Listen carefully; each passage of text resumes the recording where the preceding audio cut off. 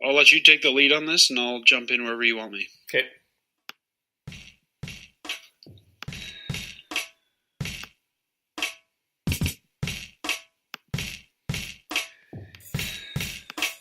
Hello, everyone, and welcome to the Hockey Podcast. I know it sounds like Agree or Disagree the podcast, but I still don't have proper music for the Hockey Podcast. But it is the Hockey Podcast. It is Kevin Olenick. You can find me as a friend on Facebook, Kevin Olenick. Follow me on Twitter, KEVOLE. Follow the Hockey Podcast, podcast_hockey on Twitter as well. Also has a Facebook page. But mostly follow KEVOLE on Twitter, SoundCloud, Spreaker, KEVOLE, where you can catch all my podcasts, YouTube, Kevin Olenick, and as well, Twitter, Facebook, Instagram, etc. At long last, which seemed like forever, and at hours of travel and miles of everything, the preseason is finally over, and we are merely, as of this recording, 4 days away from the start of the regular season of the National Hockey League. October 3rd, the Calgary Flames head out this way, where I am, well, actually 4 hours from where I am in Vancouver, to start their home-and-home series with the Vancouver Canucks. And we've been talking a lot about the Canucks with Sean and Tyler. We recapped the Canucks training camp, but we do need to dig into the Calgary Flames, and because there's been actually a lot that has happened this year. New coach, new players, bunch of new players, and whether or not the expectations on this team are high or not, in a very intriguing, probably the most intriguing division in this league, I would argue, is the Pacific Division right now. But joining me from Calgary, Alberta, the host of a co-host, Fireside Podcast, Fireside Chat. He's been on before. We've done work together before. Dan Stephenson joins. How are you? How's it going? Are you ready for Wednesday? Things are good, Kevin. Thanks for having me on. Yeah, I'm ready. It's hockey season again. That's what we all live for, right? Yes, it is about time. Are you on the path of we need to shorten this preseason? I think from a Flames fan perspective, it was a weird preseason because we had the China games in there and stuff like that. It seemed longer than it normally was, and we didn't have the rookie tournament. Usually, the actual part of our preseason with the veterans is shorter, but I don't think we need to shorten it. I think it's good for teams to have that flexibility to have more games and see some rookies. And I know for us, we love going out and seeing some of the young guys play. So I think it gives fans a unique perspective, and for a lot of people, a cheaper perspective to go see some preseason hockey than it is to see regular season hockey. Yeah. I mentioned this to Sean and Tyler. I felt that both rookie tournaments this year lost something not being together. Not having the Flames and the Oilers in Penticton with Vancouver and Winnipeg. I felt that there was a lot lost. I kind of understood why the decision, in some senses, why you wanted it in Red Deer and Calgary, but I do feel something was lost. What were your thoughts on that, not having the rookie tournament this year? When I first heard the Flames weren't going to Penticton, I was a little upset because I liked the idea of rookie tournaments. But when we saw how the preseason played out, we really still got the rookie aspect, even though it wasn't a tournament. I mean, the Flames NHL roster, let's call it, was in China. And there was a few games. I remember going to one of the games where I said it's pretty much the Stockton Heat versus the Bakersfield Condors playing. It was, Calgary's rookie squad versus Edmonton's. And there's a few times I think it actually got the rookies better experience because we had Calgary rookies playing against NHL players as opposed to just other rookies. That's true. Yeah, that's true because we really didn't get to see the lineup really until the last couple of days, the full blown, I think, what we're going to have for this lineup. And we'll get. And if you look at it, I mean, guys like Dylan Dubé and Valimaki and Phillips, I don't think would be getting as much talk now if we were playing mostly a veteran lineup all preseason. Yeah. And I think in a lot of ways, I see your point because I really think it did help, especially a guy like Dubé, I think, establish himself to be on, if he's on the team or not. We're going to get into that.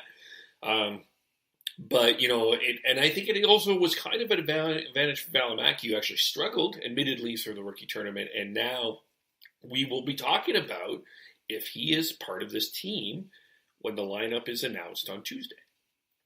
So let's tease that. That's what we call a tease there. But let's start from the beginning. So let's go back. 1980? We're not that far to the beginning. Not that far, no. Okay. But from the off season, where first of all, the first thing that happened was Glenn Gullickson and the coaching staff was fired. Bill Peters was brought in along with Jeff Ward and another assistant coach. What were your thoughts then? And as we went through training camp, what are your thoughts now? Well, first off, I'll be the first one to say I think Gullickson's a great assistant coach. I think he was always out of his element as a head coach in the NHL. I think he's a smart hockey guy. But as I got to know him a little bit more last year and being around him as a media guy, he's a great X's and O's guy. But he wasn't, I don't think, great at motivating the team and being the coach that they needed.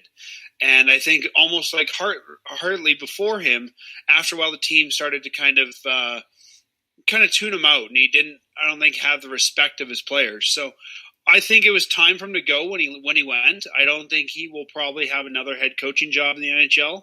Some guys are just better assistants, and I think that's him.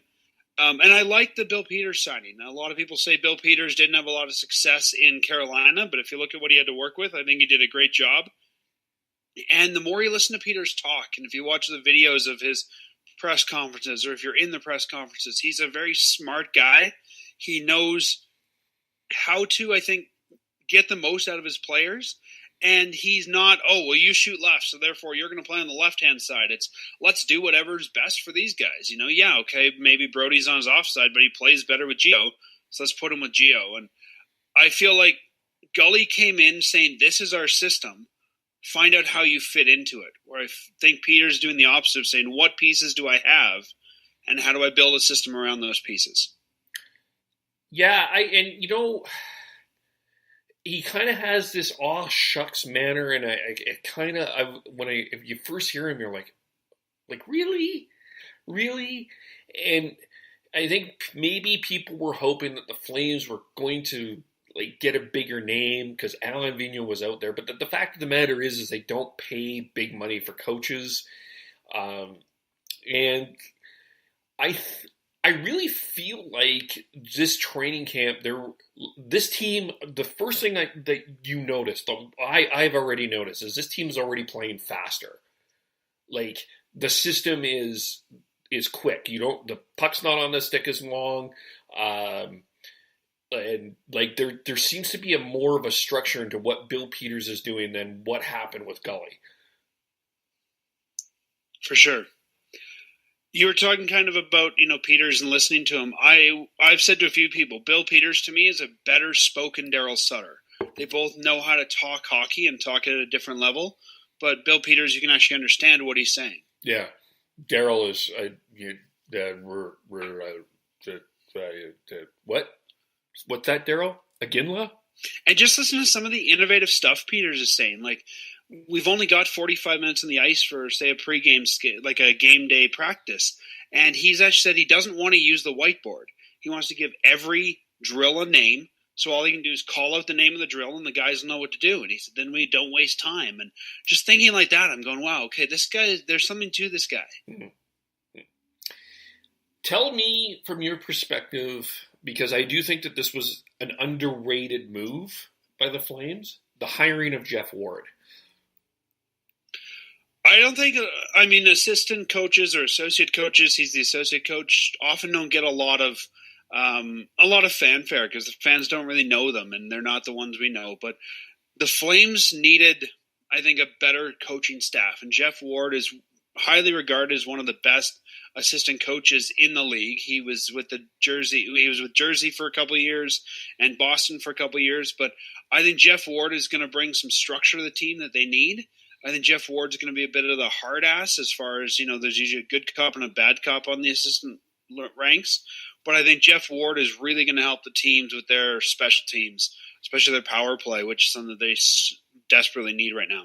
Oh, good grief. You can already see the difference between what has happened before and, what happened before and what happened now. It's just, you can already see it. It's, we'll get into that a little bit more, but I think that was one of the more underrated moves of the season in a lot of ways, is like the hiring of bringing in Jeff Ward and what he did in Jersey and what he's done in Boston. I think he can bring in Calgary.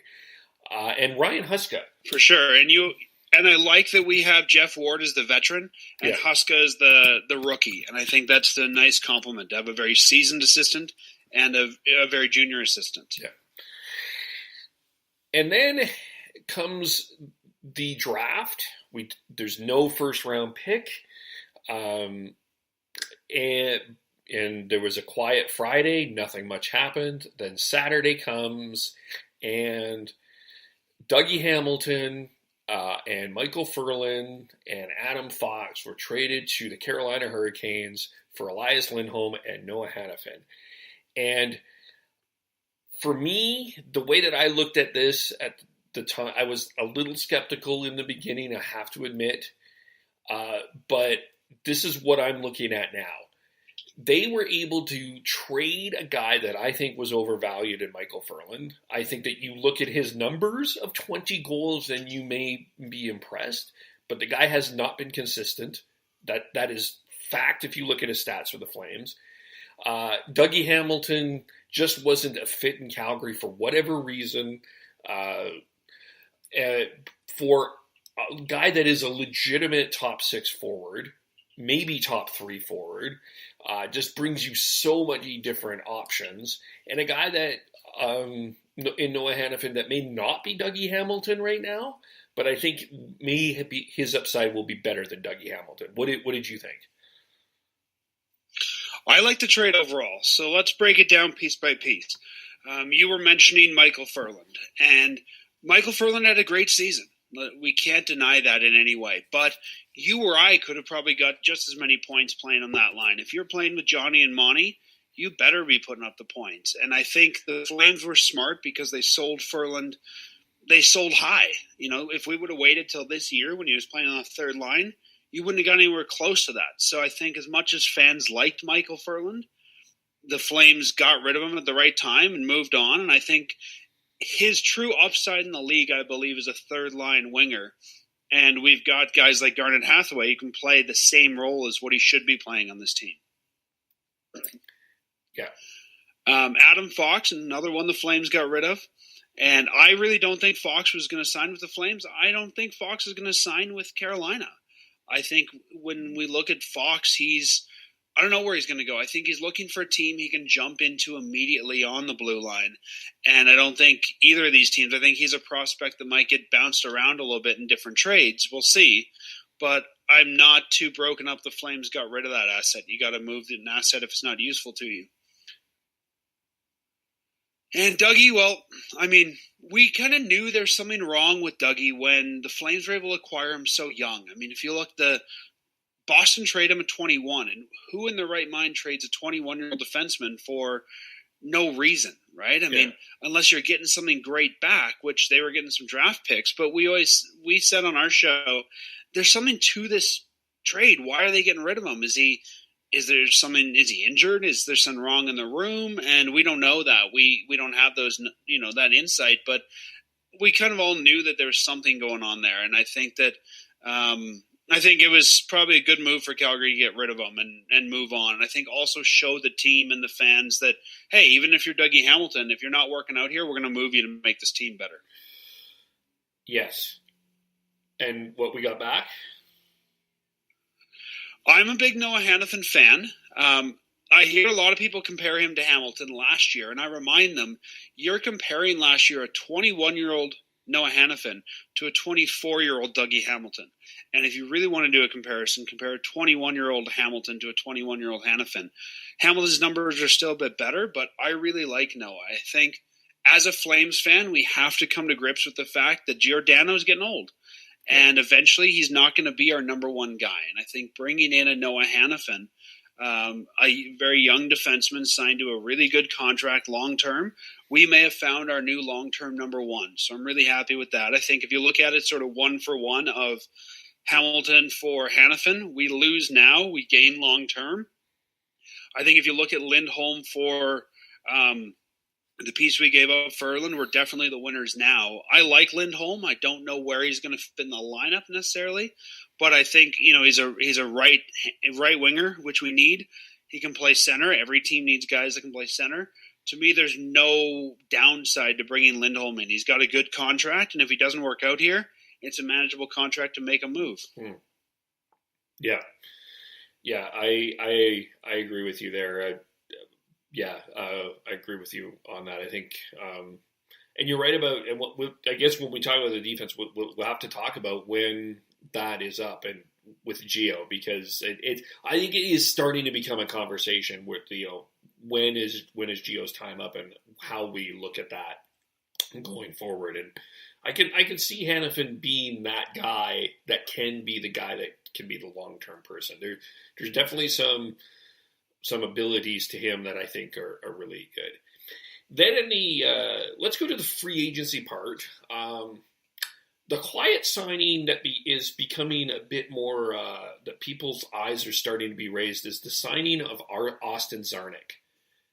And he had a really Czarnik is a guy I don't think. Sorry, go ahead. Yeah, Czarnik is starting to raise some eyebrows here in Calgary. Go ahead. Austin Czarnik's a guy I don't think a lot of people know much about, and I think that's why a lot of people are questioning this signing. But it was really interesting, kind of, when you look at what happened for most of the Canadian teams, other than Vancouver and Toronto. But Calgary and Edmonton sort of went through the same strategy in terms of we're not going to go after the big fish, because it's really too risky to go after the big fish. But we're going to make some really smart, thoughtful, small signings of guys that, may or may not make this team, but we're not going to be spending a lot of money on. And that was what an Austin Czarnik came across. Is kind of was like, okay, we're not in this big fish game. We're not in the Tavares game. I mean, they did get a big fish, but we're not going to be in the Tavares game. We're not going to be in the overspending game. We're going to be in the thoughtfully spending game. And I mean, every team needs depth guys, right? You can't have even a team like Toronto who has, Tavares. You still need 4 lines of forwards, so you always need your depth forwards there. And at some point, you got to grab those guys. There's not who we think about as July 1st signings. Yeah, that's true. And I also think the big thing with the Flames last season was the bottom 6 was not reliable. Like Jankowski was okay, Bennett inconsistent, but you could not get offensive production from the bottom 6 last year. And teams started to know it and just keyed on Monty and Johnny, and that was it. You could win a game. And Monty was hurt for most of the year anyway. So the offensive production for the bottom 6, that had to be something that was addressed in the offseason. Yeah, I mean, if we look at the bottom 6, I think that the bottom 6 really didn't go the way the Flames wanted a lot of the time. Yeah, we brought in Jágr. Jágr was hurt. I think Jágr was supposed to work with Bennett and Jankowski. And when he was on the ice and playing at his best, that line looked good. But he wasn't there for most of the season. So they were having to shuffle around wingers and figure out what to do with that line. And then Versteeg was supposed to be, I think, in the probably bottom 6 for most of the season, and he was hurt. So I think part of the reason we weren't getting the production we needed was there was too much volatility. There was too many guys getting hurt and coming in and out of the lineup. And I'm a big believer that in order to get maximum production, you need to have stable lines for the most part. Yeah. And I think going into the season, that is a good sign. But there was a pretty big fish. The Flames did sign James Neal. What were your thoughts on that? Was it a good value signing overall, or? Yeah, I think if we look at the Neal deal, he is $5.75 million, which makes him the 3rd highest paid forward behind Monahan and Gaudreau. I like the signing. He's an older player. He's 31, but he's a guy who's had some success. He's been very successful in the last couple teams he's been with. I think that we needed to get a right winger, and there weren't a lot of them available. And Neal, I think, is as good as anybody. He's a veteran guy. He's going to fit in there well. I think Neal's going to play a different role in Calgary than we've seen in the past. I think Neal almost becomes what Mike Camilleri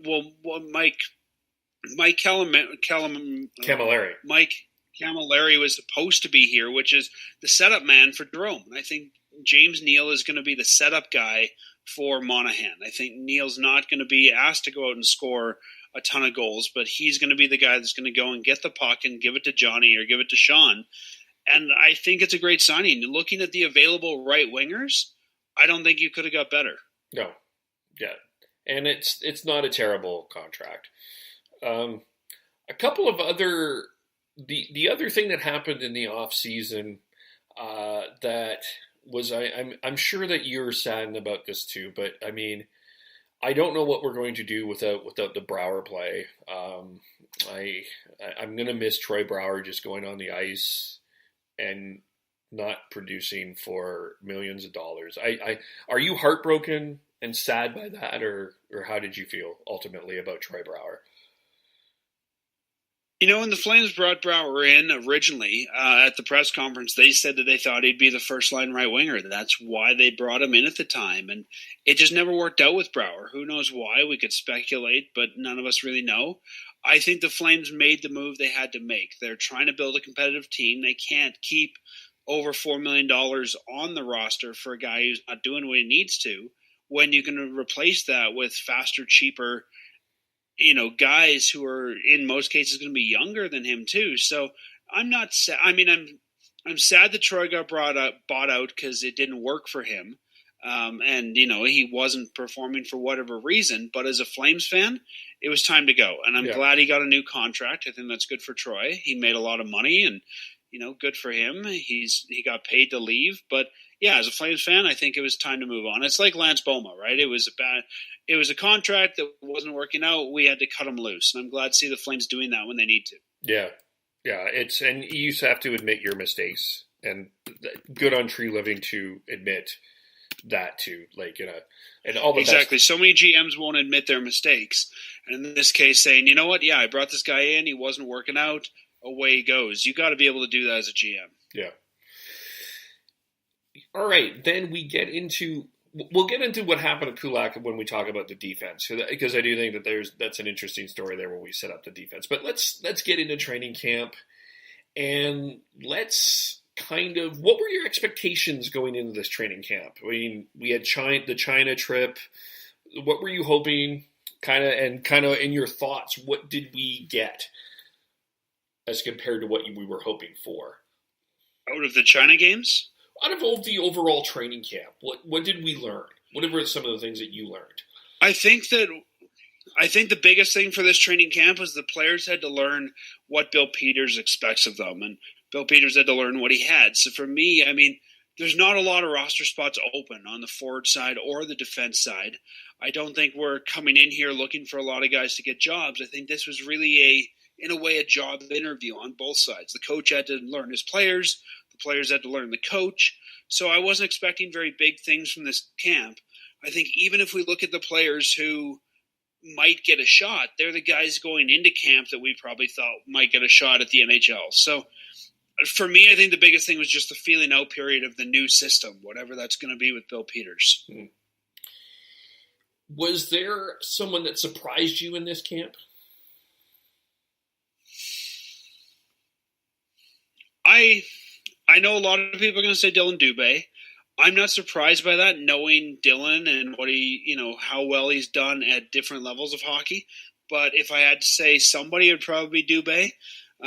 Otherwise, I don't think any of the veterans have really surprised me. I guess the guy that maybe surprised me the most on the other side would be that I personally don't think Brett Kulak took the step he needs to solidify a spot on this team. So he surprised me for negative reasons, but I wouldn't say there's anyone that I'm going, oh wow, this is a Josh Healy who I think should now make the NHL. There's nobody out of left field that I'm really like, wow, let's pay attention to this guy.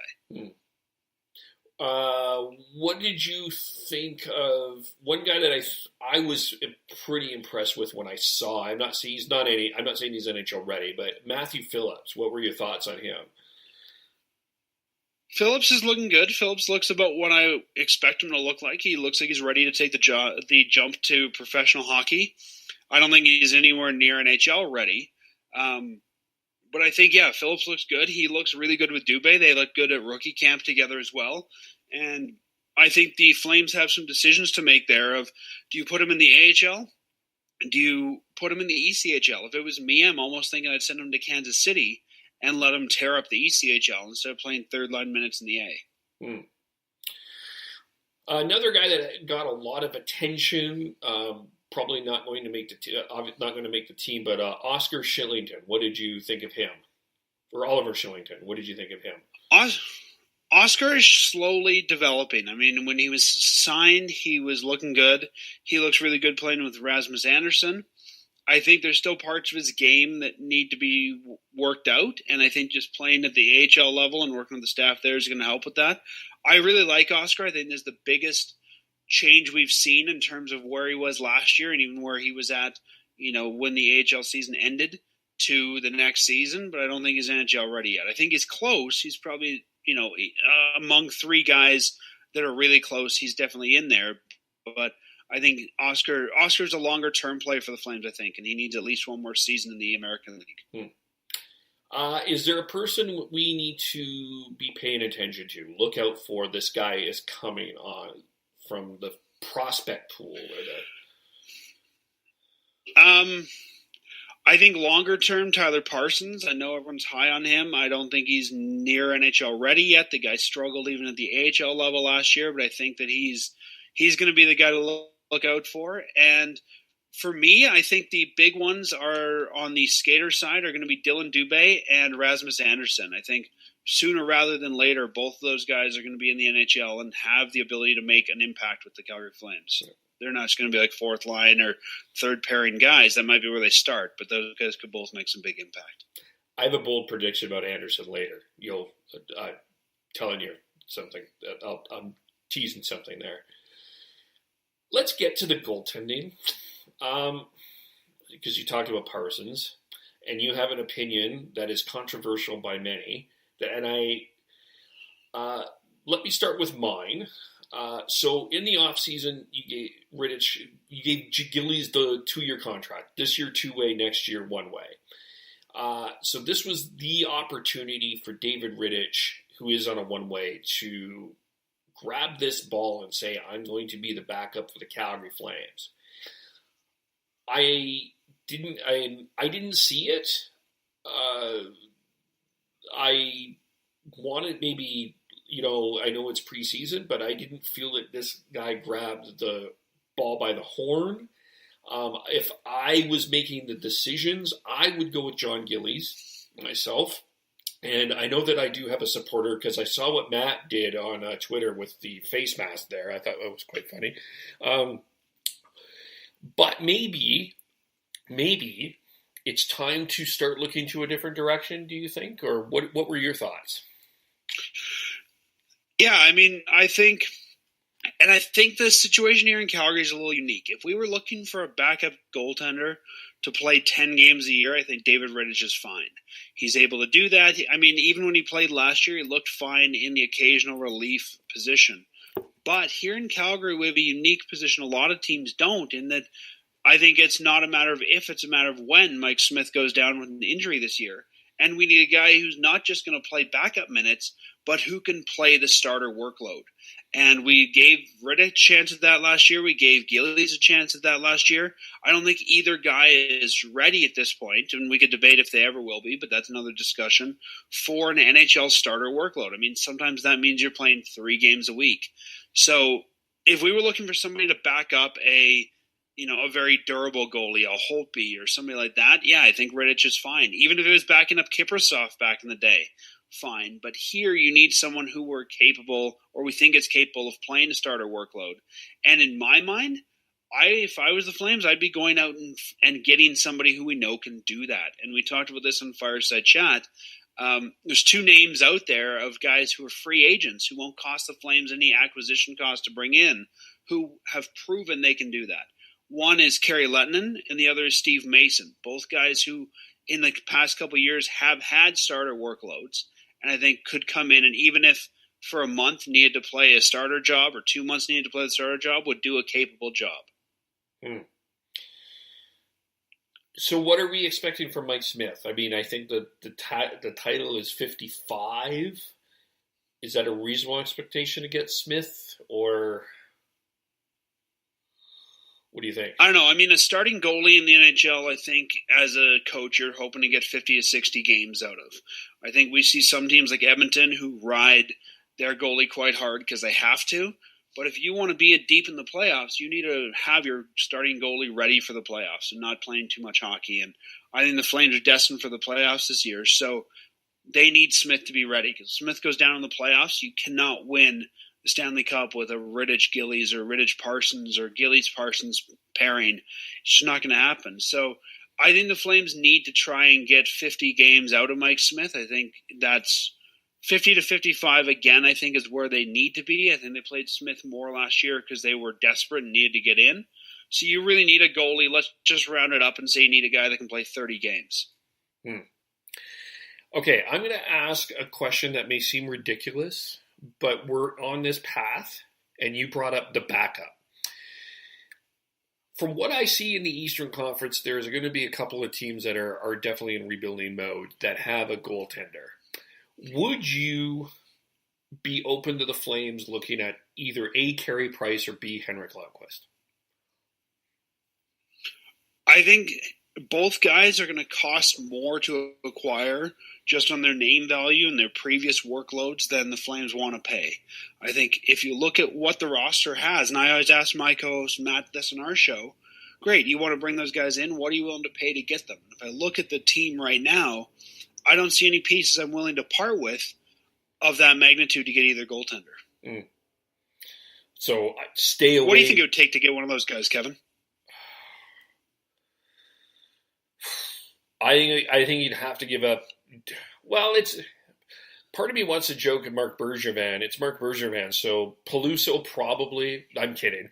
But at least a Dubé or Valimaki. It can't go without it. At least a first-round pick, which you've already given up too many of those. Yeah, you're giving up at least three prospects. I mean, I guess if you go the Ottawa route and you just take a bunch of players, maybe, but you're cutting a good chunk of this team off to make a run. And I think that either New York or Montreal, if they make that trade, aren't just going to be looking for prospects.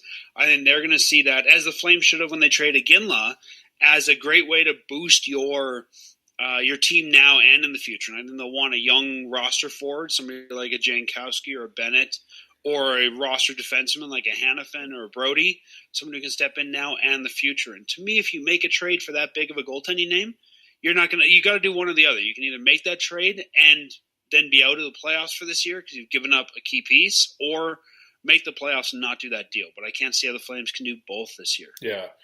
And with Carey, like for me, if I'm doing the Carey Price deal, the only real way that I do it is if you add Brendan Gallagher. Like, and if I'm giving up a but Dubé, again, now what are you willing to give up? Yeah, if I have to give up a Dubé or a Valimaki, I definitely want a Gallagher back, and I don't see that happening. And yeah, Lundqvist. Well, and to do that too, you're going to have to give up NHL money because we can't just take on Gallagher's contract. So if you start looking at where the Flames could give up NHL money, now you're looking at a big piece in this team. Yeah, I wouldn't. Yeah. Price I wouldn't do. Lundqvist I wouldn't do. Yeah, it's I wouldn't. I don't think I would reach out to that.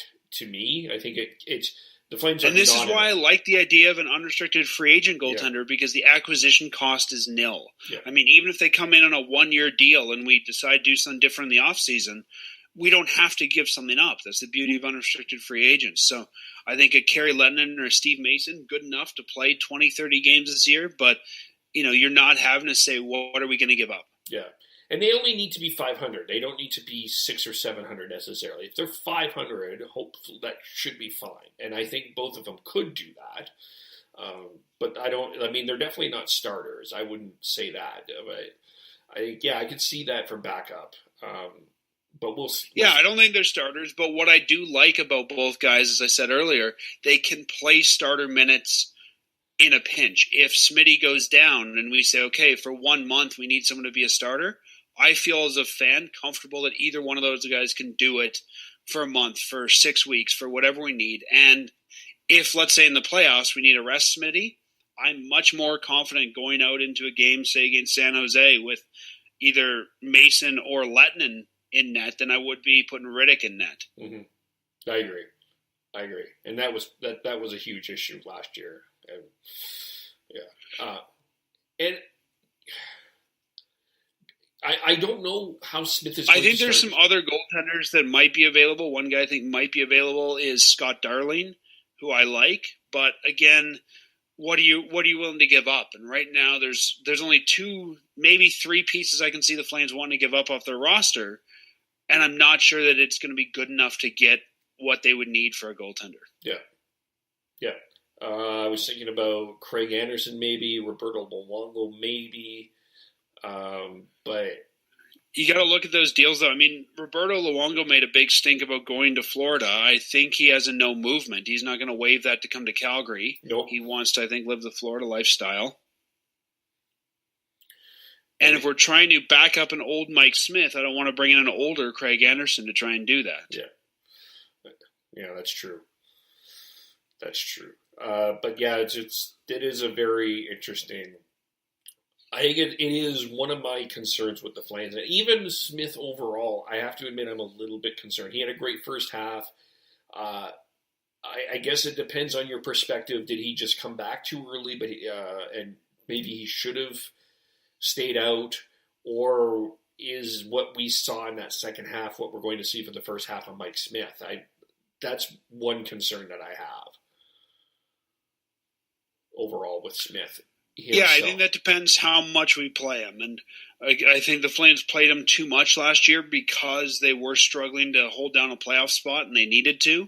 And that's why I think we need a backup, whether it's Rittich, whether it's Mason, whether it's Gillies, whoever it is that we're capable with and the team is comfortable with. Because I think that you do need to say to Smitty, okay, not only on back-to-backs, so they pretty much only rested him on back-to-backs last year, but hey, it's a game against Edmonton or it's a game against, someone who's irrelevant. We're going to sit you down to rest you because he is older. He needs more rest. And I think you need a guy the team can still feel comfortable playing in front of, whoever that might be. And I don't think it's Rittich, seeing how they played in front of him so far. Yeah. So, assuming they don't pick up a backup, who is the backup to Smith, in your opinion? Sorry, you were cutting out. What was the question? Assuming they don't pick up the free agent, is it Rittich or Gillies? I think it's Rittich, only because Gillies has one more year of, before he's waiver eligible, one more year of waiver ineligibility. So, especially with goalies that take longer to develop, I think you send Gillies down, let him play out, at least let him start the year in the AHL and tell him to earn his way up. But I think that you would put Gillies and Parsons as your AHL team and start Rittich in the NHL, because I'd hate to burn a year of Gillies' development where I think he needs the AHL more than Rittich does to sit on the bench. Okay, yeah, I'm with you there. I like Gillies, but I think you're right. I think it's got to be Rittich unless they sign someone. Let's look at defense. I think that there's a general consensus of the top four, but I do think we need to have a conversation about the top four. The top four is Brody, Giordano, Hamonic, Hanafin. I think we agree that that's the two pairs.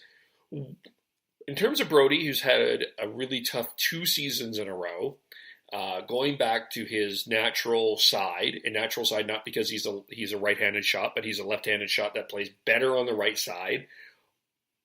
Are you concerned about Brody, or are you thinking that this isn't going to be a good move and he's going to be back to what we've known Brody to be before? I think we're lucky as Flames fans with TJ Brodie. If you look at where he was drafted, if you look at him coming through, he was always kind of a middle of the road player. And I think really what we saw from Brodie last year is really what Brodie is. He's not a top 2 defenseman, I don't believe. I think he's your 3-4 guy. But Mark Giordano, everyone he plays with, he makes him look better. The guy's got a Midas touch. So we've seen Brodie and Gio play really well together, and I think you put Brodie on that top line because Gio does get the best of him. I'm not sure. We saw that with Hanafin and his partners last year. So yeah, I think your top 2 becomes Brodie and Gio just because of the chemistry there. Yeah, the bottom 2 is where I think a lot of discussion is, and this is I'm going to put my bold prediction on here. I think Valimaki is my 5, and I am going to predict at some point this season, Dan, we are going to see Rasmus Andersson play with Mark Giordano in the regular season. And I would have him as my 6, and Stone and Kulak would be my 7, 8. That would be my opinion. I have a feeling they're going to go the other way, though. And what do you think the other way is? I think they're going to go with Stone and Kulak for 5, 6, and I think they are going to put Valimaki down in Stockton, and Anderson will be 7, and that's what they'll do.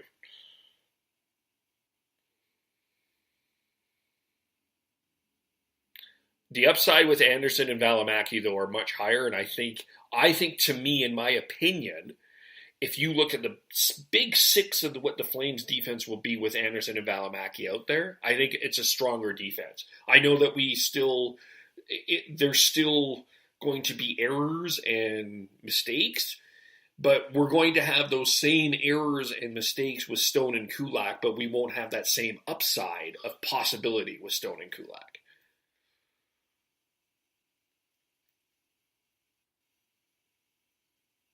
Thoughts? If it were me, I would send Valimaki to the AHL. I think that for a guy who is like Valimaki and is very talented, I think you waste him being your number 6 guy playing 5-6 minutes a night. I'd rather he starts the season in the AHL and earns his way up. I think he's much better playing 12 to 20 minutes a night as a top pairing defenseman, presumably with a guy like Shillington, where he's going to learn a lot from at the AHL level. And like Jankowski last year, you tell him earn your way up, and he's one of the first call-ups, either him or Shillington. So I think you'll get a taste of the NHL, but I don't want to start him here. I'm not a fan in most cases of bringing a guy right from junior to the NHL. We can have the debate another time, but I think the Flames sort of ruined Bennett by doing that. I want him to go to the AHL, and I think of those guys, Anderson has looked better. He's looked like an NHL player for longer. I think if you're going to promote one of them, you got to promote Anderson, but you don't do it if he's number 7. Because, again, he's not playing, and that does him no good. So I think the third pairing is going to be Stone and Anderson with Kulak as the number 7. I think it also acts as a bit of a motivator for Kulak to earn his way into the lineup. But if the Flames decide to do Kulak as the number 6, I think Dalton Prout is the number 7. Why? Because you give him more time for Anderson? Sorry, what was that? You're cutting out. Oh, sorry. Why is it because you want Anderson to get that ice time in the minors? I'm fine with Anderson in the NHL, but he needs to play. He's still a young guy, so if he's playing number 6 minutes, great. But he learned nothing by sitting in the press box as number 7. So I'm okay with him playing in the NHL or the AHL as long as he's playing regularly. Not doing that is how you stall the development of a young defenseman. Here's my struggle with Kulak. So let's go back to the offseason. We go to arbitration. The guy goes, as part of a negotiating tool, they pull him on waivers almost to make a point. No one claims him. I don't think I'm hoping there's a bit of motivation for him to grab this ball and run. And as you mentioned, I don't feel he did. I don't feel like, I understand the politics of this. I don't feel like he's done necessarily enough for me to be confident with him as a 6th or 7th defenseman.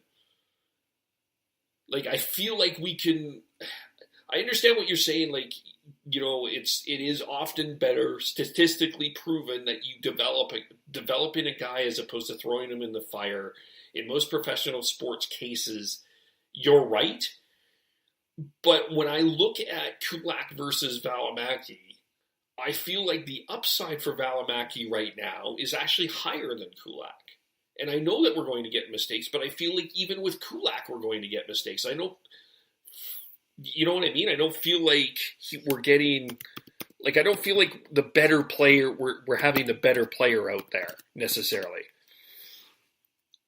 Yeah, to me, it's not about mistakes. They're going to make mistakes. They're a third pairing defenseman. If you're playing on the third pair, you're going to make mistakes. To me, it's about long-term development. And again, I'm okay with Anderson. I'm okay with Shillington. I'm okay with Kulak as the number 6. But what I want is that if we're bringing up one of the young guys, either let's say Shillington, Valimaki, or Anderson, they've got to play. They've got to make mistakes to learn from their mistakes. They don't make mistakes if they're eating popcorn in the press box. So if you're going to bring one up, put them on the ice. I mean, whether that means it's Kulak and Anderson or Kulak and Valimaki as the third pair if Stone gets moved, or Stone and one of those guys. But I think Kulak has been playing above his head. I think his potential is a 6-7.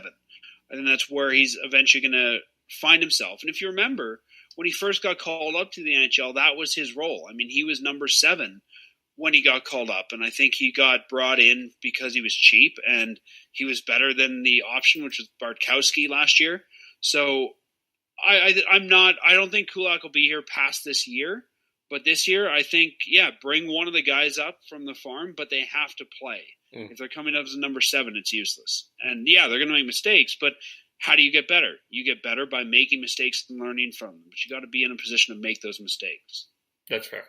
Now, the other questions that I have on defense, what are the chances that Michael Stone gets moved? And we did hear rumors about Brody last year, but what are the chances you can see? Could you see a move involving TJ Brody this year?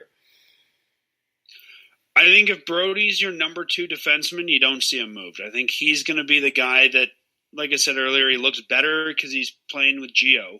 And I think that he's going to be much more of a top-line, top-flight defenseman. I think last year he played with Hamonic, and he didn't look really good. And I think Flames fans were looking for a scapegoat, and Brody was that easy scapegoat there. But I think if he's your top 2 defenseman, I don't see a guy who's ready to jump into that spot if we move Brody. So I think you got to keep him. Okay. Stone? Stone, you could probably see moved. I wouldn't see him getting moved till close to the deadline, just because of his money. And I think you need to be at a point where a team could take on his money. You don't get much for him. But I think both Michael Stone and Brett Kulak are going to be told by coaching staff, keep your job. There's Anderson, there's Shillington, there's Valimaki who want your job. It's your job to keep it. But I like the idea of keeping Stone around. We don't need to get rid of him contract-wise this year. And I like the idea of having that veteran defenseman, especially as it gets into the playoffs, of having a guy that, even if he's the number 7, we know we can rely on that veteran presence there. And what are you expecting from Travis Hamonic?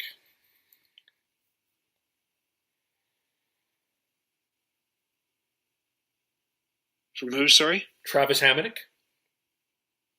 What are your thoughts? Sorry, you cut out. What am I expecting from who, Kevin? Travis Hamonic. Travis Hamonic, I think he was trying to figure out the system last year. We often see guys who come from east to west not looking good in their first year. I think with Hanafin, looking at the style of those defensemen, they're going to play really well off each other. And I think Hamonic will be looked at. He is a veteran defenseman, and I think he'll be looked at as being a leader there. So I think Hamonic's going to have a better year than he did in the past. I think he's going to, help be a great partner to Hanafin. And I think Flames fans won't be as down on him. I think if you look at what the Flames gave up for him, we were expecting more last year, but the whole team looked like crap last year. So I think this will be the bounce back year we need for Hamonic, and he'll look like he did when he was in his prime with the Islanders. Yeah, I think he'll bounce back. I think a new fresh start, new coach, getting used to the environment, lots of other things that were happening there, I think, clean season, clean slate for Hamonic, I think. Forwards. My proposal right now, and what I do like is there are some options that we can actually debate on. I don't think that there's a black and white on this. But I'm going to start Monahan, Goudreau, Lindholm.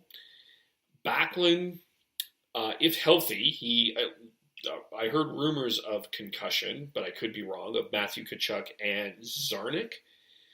I'm going to try Jankowski, Dubé, and Neal together in some way, shape, or form. And I'm going to go with the mix of Ryan, who I've been actually pretty impressed with, Bennett, and your 12 and 13 forward Hathaway and gang.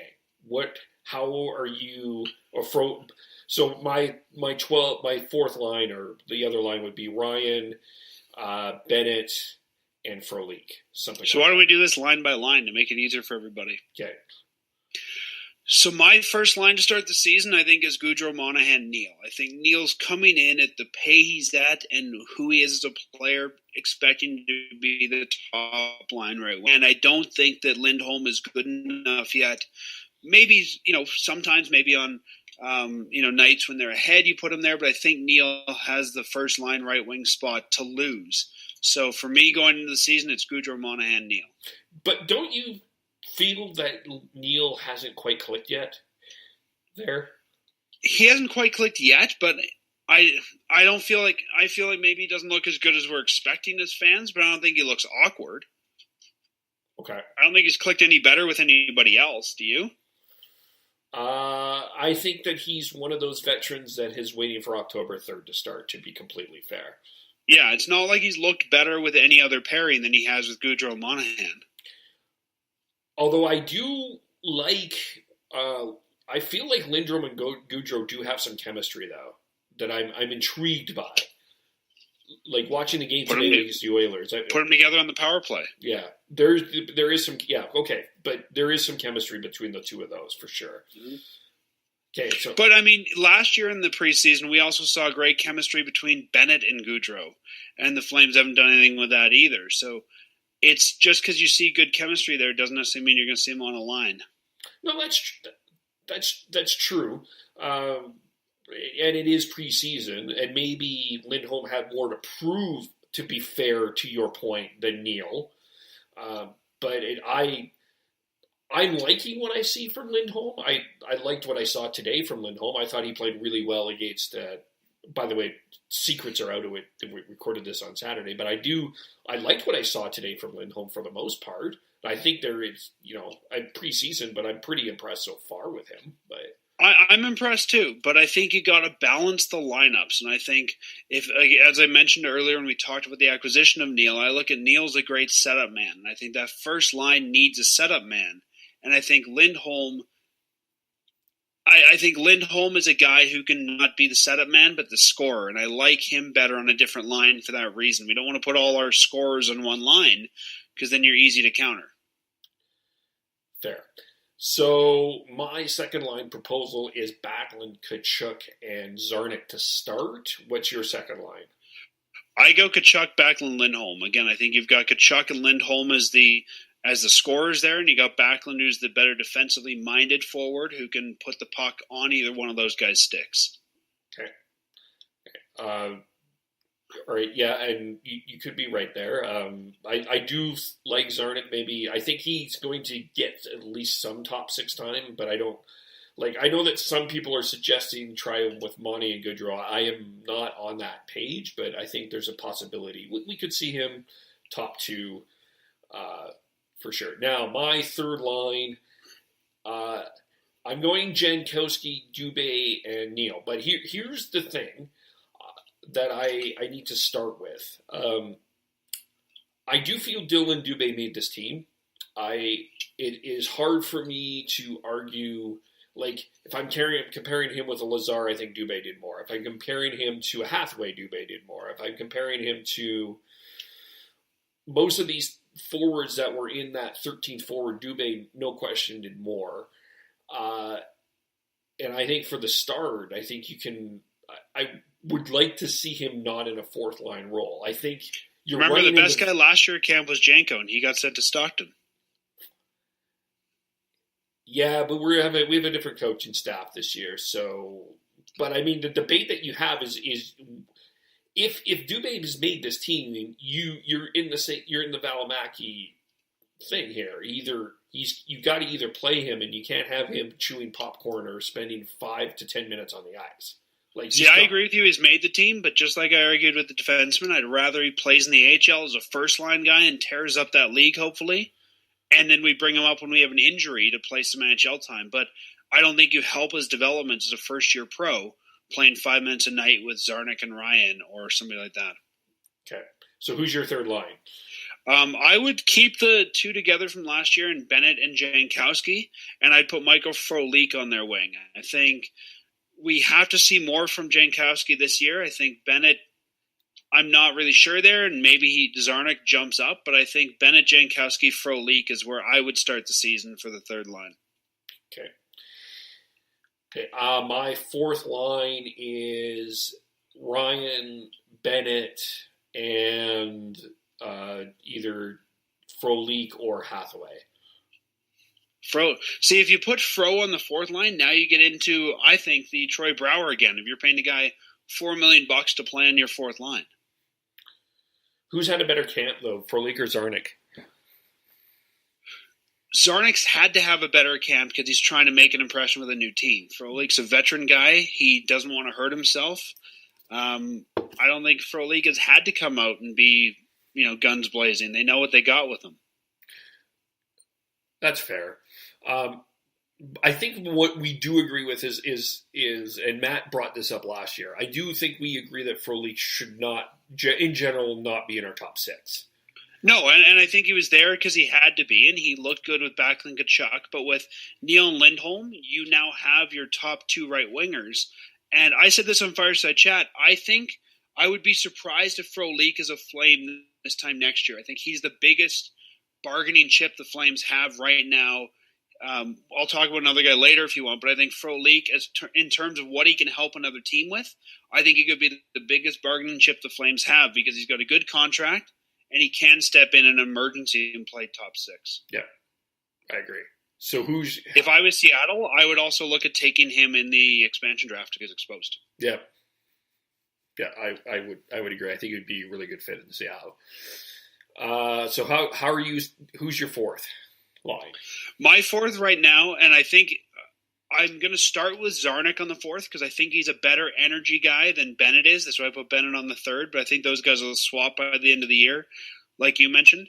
I think it's Czarnik, Ryan, and Hathaway. I think that he's a good checker, and that's what he does well. And he was asked not to do that last year, but your fourth line needs to, I still think, be your sandpaper line. And if we look at all the forwards, Hath is the sandpaper forward. So who's your 13th forward? Curtis Lazar. There's a lot of people saying he hasn't made the team. I don't know that you get anything out of Lazar by sending him to the AHL. I think you put him as your 13th guy. He can do good enough. I mean, let's say we get an injury. Pick a name. Let's say Jankowski gets hurt. So everyone shifts up one. And I don't think there's any harm in giving Lazar 5 minutes a night in a fourth line role. Okay. So who is that? We're deep enough. Lazar never has to play higher than the fourth line. Yeah, okay. It's just I want to like Curtis Lazar. Like I legitimately want. Like I think there's a lot I would like to have about Curtis Lazar. I think there's some definite ability there, but 2 goals last year. But it's like okay. So let me ask you this question differently. Do you think Freddie Hamilton was a bad 13th forward? For what that role is, I think Freddie worked fine. I think Lazar, as that 13th guy, works fine. He's here. He's with the NHL team. What do you get by sending the A besides saying you're no good? I don't know. I think maybe this is just because it's fresh preseason, but like I feel like this is where I think the difficulty is, and and maybe my frustration where the Flames have been the last few years is I feel like Lazar is getting this shot because of his contract and because we don't necessarily want to have him down in the A, but you have a guy like Dylan Dubé and you had a guy like Mark Jankowski last year who did enough to make this team, and we're not starting with them. That's the part that's kind of. So you want Dubé to be your 13th forward? Well, no, I have him in my top 9. So, okay. So then I guess the question is, if not Lazar, who? Alan Quine? Is that a better option? For 13th forward? Yeah, Buddy Robinson, is that a better option? My 13th forward is Garnet Hathaway, though. Okay. Yes, Garnet Hathaway. I agree with you that Hathaway, in a sense, was put in some really difficult positions last year. I still think Garnet Hathaway is on this team. I think both Hathaway and Lazar start with the team, but I don't think they stay with the team. I think they're both, just because of where they are and their status as veteran guys now, and Hathaway being here already, I think they're going to be given a spot, but they're going to be told by the coaches, look, we got Dubé, we got Phillips, we got all these other guys who want your job, so keep your job. Okay, so what I'm hearing you suggest is that this is an ongoing competition throughout the year. For sure. Just like I think back when we saw Hartley here and we brought up guys we never thought see in the NHL, like a Josh Juris, right? I don't think outside the top, let's say top 9, anybody's locked in stone here. And a Hathaway, a Lazar, I think those guys can easily be replaced or sent down if we need to. But it makes the most sense to start with them here in Calgary, I think. Okay. Are you going 13-8? Is that your 13-8-2? Is that how you would do it? I'd actually go 14-7-2. I think I don't like the idea of carrying 2 extra defensemen because, again, we don't have another veteran guy besides Prout, and I don't think we need that. So I would actually carry 2 extra forwards. I'd carry Lazar and Alan Quine. Or Anthony Peluso. Okay. Depending on how you want to go. I would, in your scenario, I would vote Peluso.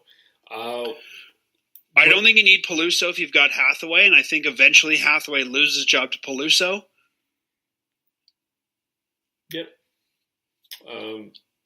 Peluso was trying to fight against the Oilers. He was trying to fight Lucic. Lucic was ignoring him, but that's a whole other.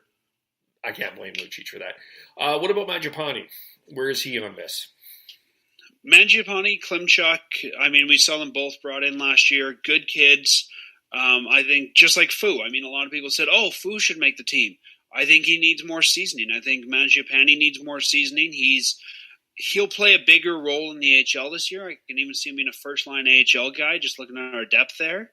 And I think he will be an AHLer, but there's no need for him in the lineup now. And when I look at the type of player he is, I don't see where we put him. He's not a fourth-line guy. I think really Austin Czarnik took his spot. Yeah, I agree. I think, yeah. I'm really intrigued what Czarnik's going to bring. I'm also interested because he had a one great series against the Canucks a few years ago, but he hasn't really been the love of the fans. What do we expect for Sam Bennett? What's your proposal with Sam Bennett this year? Sam Bennett, I mean, he's still a young player. He is, I think, he gets a lot more flack than he should have as a player because of where he's drafted. If he was a 4th-round pick, fans would not be saying, oh, Bennett's ruined. Fans wouldn't be thinking it's a waste of time. Bennett looks like an NHL player. Does he look like a number 1? Maybe not, but he's still 22 years old. He's a young NHL player. And I think that he's got a spot on this team. Every year they say Bennett's going to break out, Bennett's going to break out, Bennett's going to break out. And I really think, I mean, this is the last year of his contract. I think he's got to do it now. And we always see guys play better in their contract year, but I think Bennett is destined on this team to be for now, a third, fourth line guy, a bottom six guy. But I also think outside of Ferlund, Bennett could be the biggest forward move the Flames make, because a lot of GMs would happily take on a 22-year-old who can play center at less than $2 million a year. So I could see him being moved as an asset in a hockey deal. But I don't see Bennett ever having top six potential with the Calgary Flames. Which, not everybody needs to be a top six player, right? I mean, somebody needs to fill out the bottom six. And I think Bennett could be a guy you keep around here for a number of years, like a Matt Stajan, who signs and he's there and he's a dependable guy. But I just think we need to change our expectations of what this player is. I still think Bennett has potential. I mean, this may not be the environment for him. I don't know. And that's why I think there might be a GM who's willing to pay us to put him into a different – I mean, you're not going to get like a first-round pick, but I think you could see a GM like Buffalo, like Arizona, even like in Edmonton, who says, yeah, we'll bring him into our environment. We'll give you a second and a fourth for him. Calgary needs some picks right now, and just put him in a different environment. Even a Montreal or an Ottawa maybe, or – Yeah, there's a lot of teams I think would love to have – and again, looking at, if Seattle comes in, I can also see him being a very valuable piece for the Flames to expose in that draft. And there's a lot of teams that would happily take him. I don't think the Flames get a lot for him, but I just think here he's not going to – I mean, if he's playing left wing, he's not better than Gaudreau, he's not better than Tkachuk, which makes him the number 3 left wing already. As a centerman, he's not better than Monahan, not better than Backlund, arguably not better than Jankowski, which makes him the 4th center. So I think he's stuck in the bottom 6 here. Yeah, we're certainly going to see about that. So going into this season, what is your greatest excitement going into this season? What are you intrigued about for this team? I'm intrigued that the Flames seem to have the most complete lineup I can remember. Matt and I on my show have joked, hey, we finally got a centerman for Jerome. And Sean Monahan. We finally got the left winger we never had for Jerome. Where's Jerome when we need him, right? Yeah. I think looking at the top 6, the Flames have the most complete lineup that we've ever had. And you and I have sat here for the last, 25 minutes debating a 4th line and a bottom pairing. Like, when you've got that much depth that you've got options there, that says a lot about your team. So I'm excited by the options the Flames have. And I think this year Brad Treliving took everything that was an excuse besides goaltending and said, let's fix it. And he's done that. So I'm excited that we're going to get playoff hockey this year more than the first round. I think it's inevitable. What's your biggest concern? Backup goaltending. Well, goaltending in general. I think Riddick's a great backup. I think Smitty's going to get hurt. And like I said earlier, we need to find someone who can do that job. Yeah.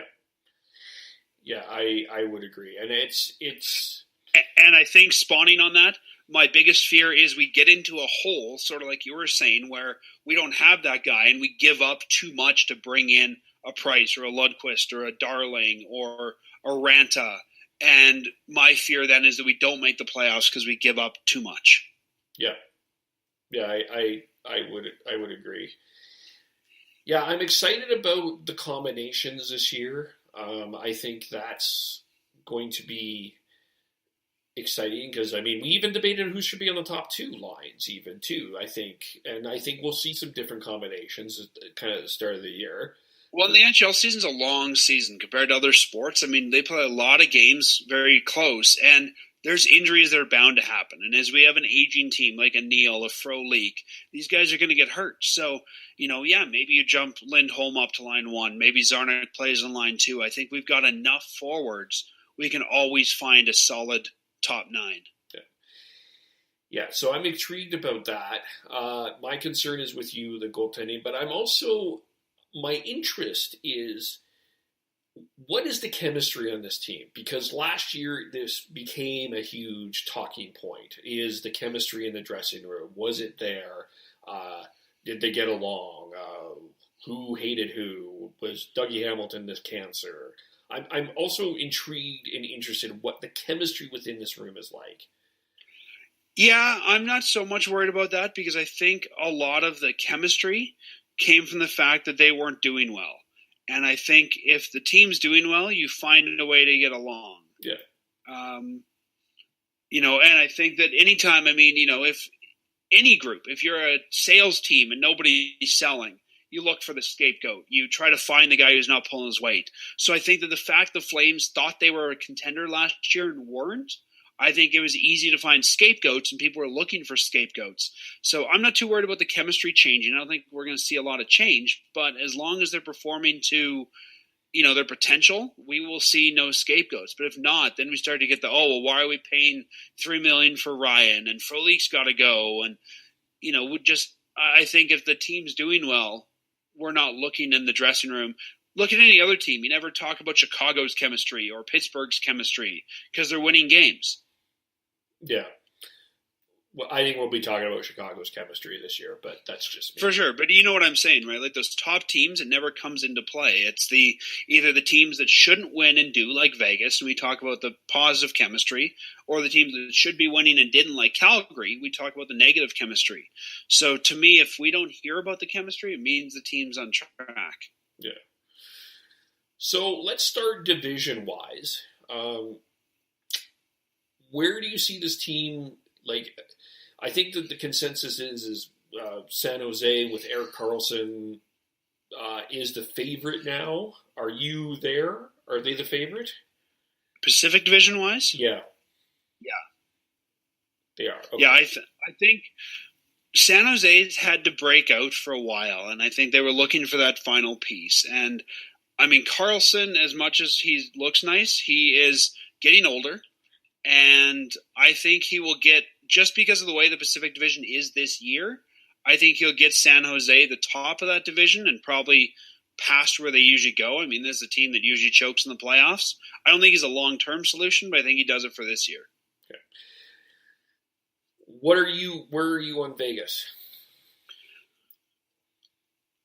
I think Vegas is a good team. I think they got a lot of boost last year for a lot of reasons. They're like the team of misfit. They're like the island of misfit toys. It's all the toys nobody wants to play with. These are all guys that teams let walk for free. I think there was a lot of, with the Vegas shooting, I think that there was a lot of positive momentum that those guys came together in the face of that and really did well. And I think Vegas will be a contender. But I honestly think Calgary and Vegas swap spots. I think Calgary will be in the playoffs and Vegas will barely miss. Okay. The other contenders here, Anaheim. I think Anaheim's got 1 year left. They're getting older. We've already seen, who was it? They got a 5-month injury there. Perry. Getzlaff? No, Perry. Perry. So I think they can do it for 1 more year. I think they're kind of running on fumes at this point, but I think they'll be in the playoffs. And I think this is the year the Flames finally beat the Ducks. Okay. LA, I think, can sneak in. I don't think that Kovalchuk's going to be the savior they think he is, but I think he will be what the Flames needed Yager to be last year, which was 20 points, 30 points, and it'll be enough to get the LA Kings into the postseason. Edmonton. The usual dumpster fire.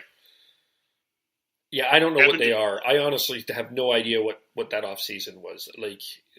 Edmonton has one player. They've got McDavid. And every time I talk to, one of my best friends lives in Edmonton. He's like, we got McDavid. And I said, even Gretzky had a team around him. He had Mess, he had Curry, he had Yager, he had all these other guys. It wasn't just Gretzky. And, if you look at their top pairing, it's probably going to be, Nurse and Russell? That's not a top pairing that takes anywhere near the playoffs. No. So I think Edmonton, once again, is a dumpster fire. They should probably be relegated to the American League at some point, but there's no relegation in the NHL. So I think Edmonton becomes the meter stick of, we can't be this bad. Arizona. Arizona's not going to make it. They'll be, I think, right above Edmonton. They've got some good young pieces, but I don't think that they're a full team. They're getting there, but they need a couple of years. Yeah. And Vancouver's on the downswing. Again, they've got some good pieces. They've got some aging pieces. I like some of their young players like Brock Besser, but they need a couple of years to rebuild. And I think they can't start doing that until they move the Sedins out, either by trade or free agency. And I know they don't want to do that. I think it'll end up being like Jerome McGinley, where they trade them too late and don't get a lot for them. The Sedins is a team that can't rebuild until they get rid of those pieces. The Sedin's retired, though. But I agree with you. I've always agreed with you. I've always said that the Sedins they should have traded the Sedins. I've always said that, and some people throw eggs at me. Yeah. But they're still, I don't, they're not a playoff team. They've got some good young pieces, for sure. But they don't have a full team. And I think they're on the way up, but they've got a long way to go until they're back in the playoffs. Okay. In terms of Western Conference, so the Nashvilles, the Winnipegs, I see them as the top two contenders, and maybe my division, the Central Division, the way I see it is Nashville, Winnipeg, St. Louis, Minnesota, Dallas, Chicago.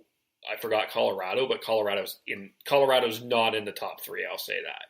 I think Colorado's going to have a better year, but they're definitely not top three. Yeah, I think Winnipeg's going to take a step back this year. Not a huge one.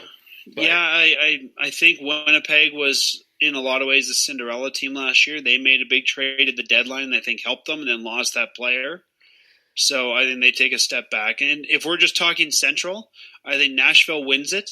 I think St. Louis will be close on their heels, and Dallas and Minnesota will probably be battling for number 3 there.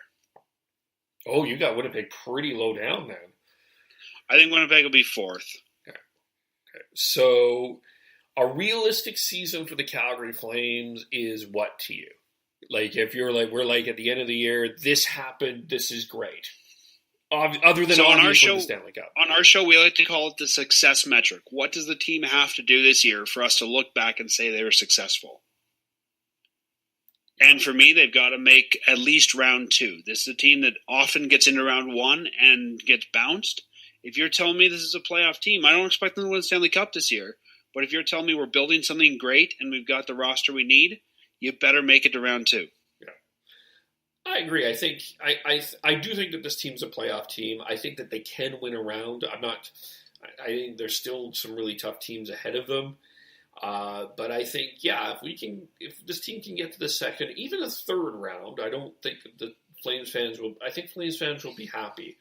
I don't think Mike Smith is durable enough, honestly, for 3 rounds of hockey. No, I don't either. But I'm just saying, if we get to the third round, I don't think people will be like, I mean, it's quite obvious, Dan. I mean, the plan has already been in place. The parade is being set up. I believe it's going down Yonge, and then we'll probably turn at the CN Tower somewhere, and then just go up to Rogers Center there, and that's probably where that will happen. You think Toronto wins the Cup? No, I don't. I'm not picking. I don't think they're out of the first round. I don't think they're even close to Boston or Tampa Bay. I think Toronto's issue is they got so much money tied up in Tavares, they have to win now. Yeah. If they don't, that becomes an albatross of a contract down the road, and they're going to end up being like Edmonton, where they're going to have one guy and a bunch of farm players because it's all they can afford. So I think they got 3 years. Yeah. I wonder at the end of the season, Dan, if we're having a conversation if this Tavares signing was a mistake, because you could have spent that money, got a lesser known forward, and could have got 3 players for that. Yeah, Kevin, do you want my prediction, my historical prediction, how the Tavares contract ends up? Yes, it's the new Alexei Yashin. Alexei came in, looked good for a couple of years, and eventually the team gave him like $70 million to go away. Yeah.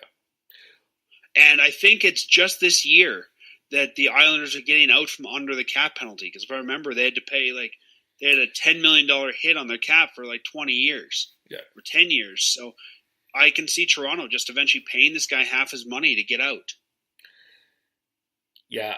Aren't they still paying for Rick DiPietro too? Probably. Yeah. Let's find out. They've been hindered because of their cap problems. But same time, if I was DiPietro and I had that much guaranteed money, I'd probably give my buddy a tire iron and say, go to work on my knee. I'm insured. Yeah. Yeah. Let's find out.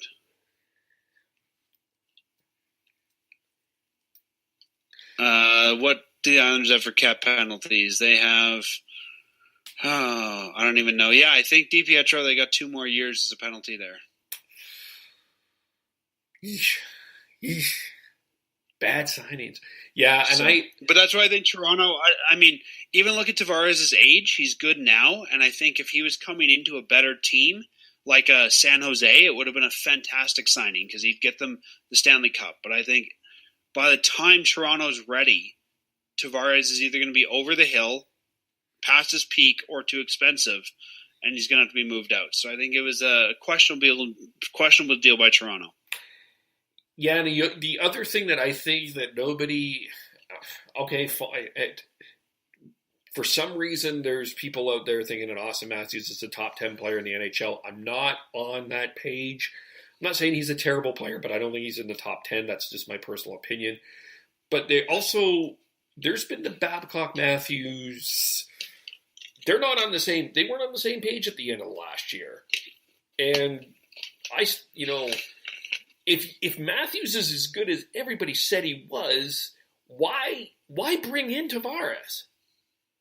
Like that was the part that confuses me. Yeah, I mean, Tavares is a veteran guy, and you do need your veterans. And there's one thing I criticized Edmonton for years is what I call the blind leading the blind. You can't have all rookies and new guys leading, old guys. But I think Matthews could be great. I don't know if he'll be a top 10, but he's not there yet. And I think that you bring in a Tavares to give you that stability now. But let's say Matthews is, you can't afford to pay both Matthews and Tavares top 10 forward money. Nope. So you're going to have to pick one. Yeah. You are. Leaf fans don't want to hear that, though. I've challenged Leaf fans I know to tell me how are you going to manage this down the road? And you've got Nylander, you've got, I think Kapanen they're going to pay a little bit more too in the future, but let's say you got Nylander, Tavares, and Matthews. Explain to me how you're going to manage those and still put 16 other guys on the ice, and no one can explain it to me. But they're the Leafs, Dan. And those are all forwards. Yeah. And that defense is right. You still need to put Edmonton forgets this, but you still need to put 6 forward or 6 defensemen and 2 goalies on the ice. Yeah. Certainly going to be interesting. Who's your favorite coming out of the East? I honestly, I'll admit I don't follow the East as much as I should, being that, we're a Flames podcast. I'm very hyper-focused on the West. But I have to say I think probably Washington. I think they can do it again. I think this is one of their last kicks at the can, and I think that we could see them repeat. It's possible. I'm still debating between Washington and Tampa Bay. I still think that those are the two teams, and Boston and Pittsburgh are going to sneak in there. Could sneak in there, but yeah, to me the top 4 are Washington, Boston, Tampa, Pittsburgh. Not in that order, but those 4. I don't think Boston has enough firepower to go 4 rounds, especially against Tampa Bay and Washington and Pittsburgh. I think Pittsburgh is getting older. And last year, I don't know, it seemed like Tampa Bay was really lucky injury-wise, and generally when that happens, you get a really bad year after that. Yeah. So I think that the Lightning might have injury trouble this year. That's possible. But there's a lot of depth there that they could absorb it. For sure. Yeah. I guess depends who goes out, though. I mean, again, if their goalie goes down, they don't have a lot of options there, but we'll see. Yeah. I think the one team that's going to get off to a better start than people think is Ottawa. I'm not saying Ottawa is not a playoff team. I'm not saying that at all. But I do think Ottawa is going to start off really quick, and I think people will be surprised by that, but they'll fade down the stretch. That's kind of how I see it. But who knows? I think you might have Ottawa and Edmonton competing for the first overall pick. We can be worse. No, we can be worse. Can you imagine Ottawa having to give up that first pick to Colorado? Oh my gosh. I mean, we've always laughed on our show when Edmonton has lost in the lottery and moved down. And, I could totally see Ottawa winning the lottery, being the number 1 and losing the lottery just because they're having bad luck this year. Yeah. I still have an open forum for you Sens fans. Always welcome to come on the show. and talk to us about how you're feeling. Every team goes through rebuilds, and I think the question is what's next for Ottawa. I don't think that they're destined like the Oilers to be crappy for 10 years, but I think they need to start that rebuild now, and it's going to be interesting to see what they do there. And there's still pieces like Duchesne that I think can be moved for some value. Yeah. And I am a fan of Brady Tkachuk. I think Brady Tkachuk is going to bring something. I think Brady Tkachuk will be a huge asset to that Ottawa organization. I think he's going to. I think so, but I mean, it's like bringing in, I think Connor McDavid to the Oilers. You can only do so much when you've got nothing around you. Yeah, but what I think Brady Tkachuk will bring in is an attitude of like, we are not going to be the worst team in the league. We're not going to settle for that. We're going to be better. And yes, I think he's going to elevate the players around him. I think a little bit more. I'm not saying that McDavid doesn't elevate the players around him so much, because I think McDavid's fantastic. We're not going to dispute that. But I feel like Brady's Tkachuk is going to be more valuable to Ottawa than I think he's getting credit for, is what I'm saying. And you have to build a team around him. There's no question. I'm not saying like he's a one-man army, but I think he's going to – I think that Ottawa fans will be happy with Brady Tkachuk. I think the news out of Ottawa this year is going to be that Tkachuk is underperforming because there's nobody to play with. And I think that's going to be the news this year is Tkachuk has not single-handedly taken us on his back and winning us games. But I think you're right. Down the stretch, he's going to become a very useful part for the Ottawa team. And I think he could be the guy that they lean on 3-4 years down the road. Yeah, agreed. So, speaking of Tkachuk's and where they're at, do you want my bold Flames prediction? Yes. 3 years from now, I think the Flames move Gaudreau, and Tkachuk becomes the number one left winger. I wouldn't be surprised by that. I think Matthew Tkachuk. I think if you move Gaudreau at the right time to a New Jersey or Philly where he wants to go and teams who could use him, I think that the Flames could get a lot of value for him at his peak. I've had this argument with other people that a couple of years ago everyone was laughing at me because I thought that I said that Backlund was the best player on the Flames and they were arguing Gaudreau, and I stuck with my guns. I feel like at times, like, I'm not saying Gaudreau is a terrible player at all, but I do feel he's a little bit overrated around the league, and the fans, the people that don't watch the Flames on a regular basis assume that you're watching Johnny Gaudreau and he's dynamic and all of that. But it's the Backlunds and the Tkachuks and those guys that stirred the drink around here. And when Tkachuk went down, that was a huge factor in why the Flames did not make the playoffs last year. See, I think, when we see first-round draft picks like Sam Bennett, like Michael Backlund, fans expect your first-round draft pick is going to be your sniper.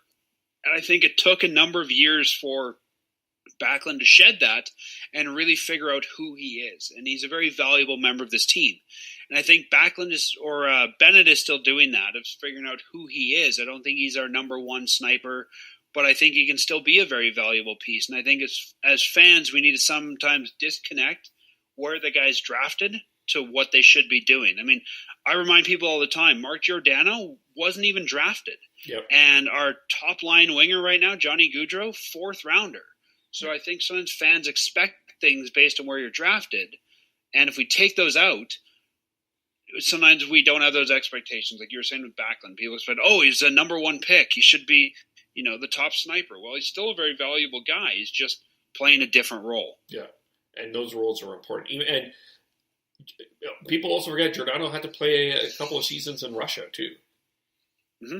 So, and I think there's this notion among hockey fans that guys on the 3rd and 4th line are just not good enough to be first and second liners yet. And if they don't progress, then they're no good. And I think that there are guys out there who have made a career. And as we see with the salary cap play more and more role every year, whose job it is to be a career 3rd and 4th liner, a guy like Ryan, a guy like Czarnik, I think.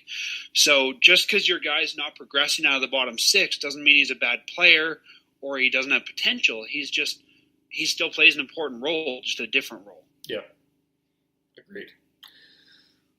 So tell us tell us the plan for this year. What are you guys going to be up to?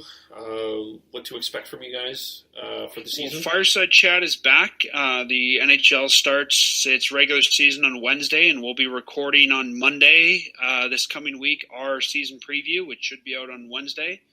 We talk Flames hockey every week during the hockey season. We talk about really whatever the team gives us to talk about, good, bad, or ugly. If the team's doing well, we'll talk about that. If the team's not doing well, we'll talk about that.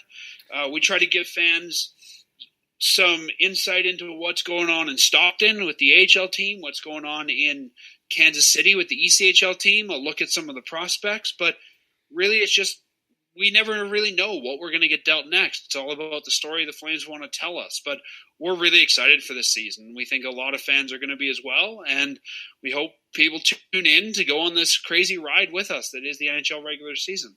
Yes. I've been on, so I know what they're doing. Yes. We have a lot of fun. We talk Flames. We like to bash the Oilers, but I think every week we're giving you – I mean, if you look at any major sports network like Calgary, like Edmonton, there's a lot of guys on the radio here that are talking hockey 8 hours a day because they have to.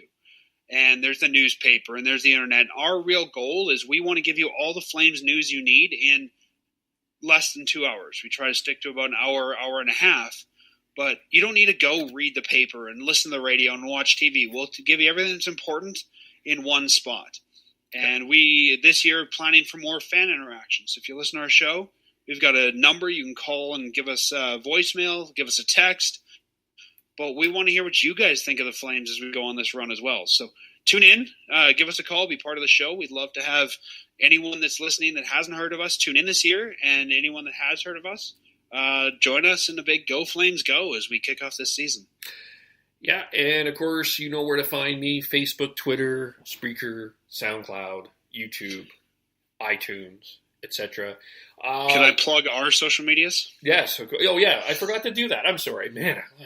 Fireside Chat, you can find our new episodes at firesidechat.ca. We have a new website design coming in the next 3 weeks here. You can subscribe through iTunes, Google Play, anywhere you want to. We find a lot of people use our website and subscribe via email, where we'll email you the newest episode right to your inbox, which is kind of cool. We also are on Facebook. We're facebook.com/firesidechat. On Twitter, we're at Fireside Podcast. So however you like to get your hockey news, we're probably there, and we'd love to have you subscribe and listen to us. Yes, please do that. And, even if you're not a Flames fan, it's always good to hear what the other teams are doing and what they're saying. It makes you more of a informed of a human being. I actually got an email today from a guy who's a big Sharks fan, and he said that he feels like he's getting intel from the enemy when he listens to our show. See? There you go. Yes. That's valuable. That's valuable. And we have one guy who says that he listens to us every time we're playing his team. He's a Toronto fan, so twice a year, I guess. But yeah, I mean, we might not be someone you need to listen to every week if you're the fan of another team, but when the Flames do something good, or there's a big trade and we're trading with your team, you know where to find us. Yeah, and of course, Facebook, Kevin Olenick, Spreaker.com, KVULE, where you can get all the podcasts. I'm working on a website. Twitter, KVULE, Podcast Hockey, like the Hockey Cup podcast on Facebook, SoundCloud, YouTube, iTunes. There we go. This was great. I think we're ready for the regular season. We are going to do a season preview show Tuesday as well. Kind of predict everybody else's predictions, who's going to win the Stanley Cup, even though we know it's Toronto. Just kidding. We might have a Leafs fan come Of course not Toronto. It's Edmonton. Yeah, of course. It's Toronto versus Edmonton. We already know that that's going to happen. No, is that for the Stanley Cup or the AHL Calder Cup? Or the Grey Cup. Not the Grey Cup. Maybe the AHL. Maybe for the AHL Calder Cup. I'm just kidding. Dan isn't. That's the thing. We will talk to you all really soon. Bye for now.